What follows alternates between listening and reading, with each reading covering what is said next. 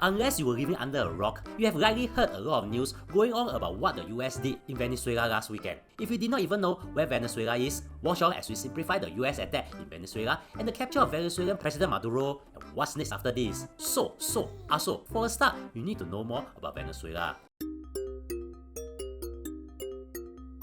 Venezuela is a country in South America, and in the US eyes, Venezuela's history matters for three main reasons: oil, politics, and drugs. Let's start with oil. Venezuela has a lot of oil, and when we say a lot, we really mean it. Like even more than Saudi Arabia. Back in 2014, the proven oil reserve in Venezuela was recognized as the largest in the world, totaling 300 billion barrels. Yes, I bet you did not know that. Later in 2019, this number was reported to be up to 303.3 billion barrels. And just for context, Saudi Arabia has about 267 to 297.7 billion barrels. And in 1998, a man called Hugo Chávez came into power and leveraged Venezuela's oil reserve to help the country prosper. However, at the same time, there was also rife economic mismanagement and alleged corruption under Chávez's regime. And this affected Venezuela's state-owned PDVSA oil company. The PDVSA oil company was run by military and political allies and led experienced technicians. Under Chávez's regime, Venezuela's dependence on oil exports also deepened. By 2013, fuel formed 98% of its total exports. Yes, that's like putting all eggs into one basket. That smelled trouble in 2014 during the collapse of global oil prices. When your economy is so heavily dependent on one product and the global price of that product drops, what you get is rapid economic decline. This is exactly what happened to Venezuela. But that was only the beginning of the challenges Venezuela would face. The next challenge was politics. After Chávez's death in 2013, then Vice President Nicolás Maduro got a promotion and became the president of Venezuela. Yes, this Nicolás Maduro that will be the main character in this story. So, faced with the country's economic decline, he had an important task on his hands to help Venezuela somehow prosper. His solution? To print money.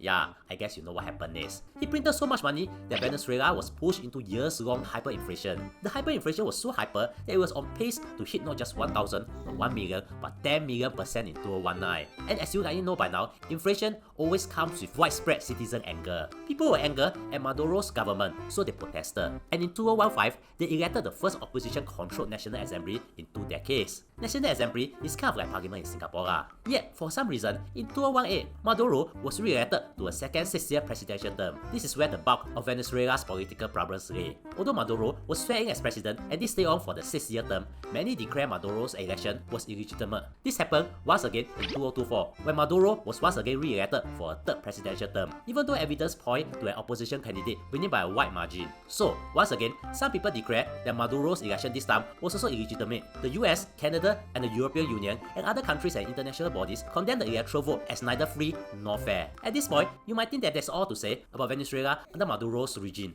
but you are wrong. There's one last thing you need to know, and that thing is Venezuela's involvement with drugs. During Maduro's regime, he was alleged to have led a criminal network known as the Cartel de los Soles, meaning Cartel of the Suns. This cartel was supposedly tied to senior Venezuelan officials who have allegedly profited from drug trafficking and extortion. All of this is important to keep in mind, because Venezuela's history with oil, politics, and drugs will form the backdrop to explain its relationship with the US and why the US has launched strikes on Venezuela.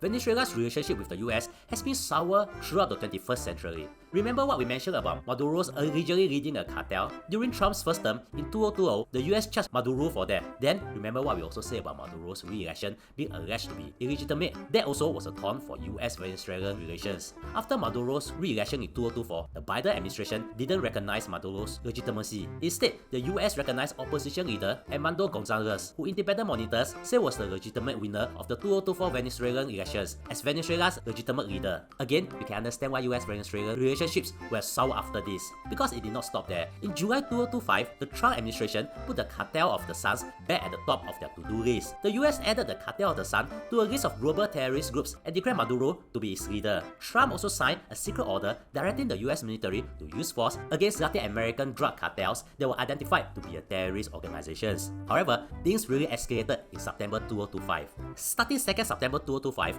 the US began a campaign of strikes on suspected drug smuggling boats. The US said it was targeting narco-terrorists, while Venezuela disputes key claims, including who was killed in the first strike. By late December 2025, Reuters reported more than 30 operations and 110 over deaths. During this period, some people speculated that Trump might really attack Venezuela, but some people think that that's impossible. Why would Trump attack a sovereign country? Well, we know who is right on 3rd January 2026.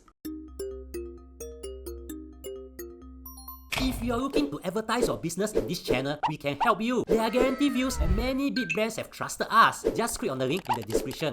On 3rd January 2026, the US launched large-scale military strikes in Venezuela. Specifically, these strikes were launched in the Venezuelan capital of Caracas and its surrounding areas. In the same operation, US forces also captured Venezuelan leader Nicolás Maduro and his wife and flew them out to the US. Maduro now faced drug and weapon charges in the southern district of New York. From the US point of view, this attack was justified. In the US eyes, they were doing the right thing because it ensures the Western Hemisphere does not become a safe haven for drug trafficking. At the same time, the Trump administration also takes the position that Maduro was an illegitimate president. So, in the administration eyes, there's also nothing wrong with capturing Maduro and his wife. Yet, Venezuela thinks different. To the Venezuelan vice president, the US attacks were never about drugs. The US attacks were always about trying to force a regime change in Venezuela and to seize Venezuela's resources, like the oil we talked about earlier. They call the US capture of Maduro and his wife an illegitimate kidnapping.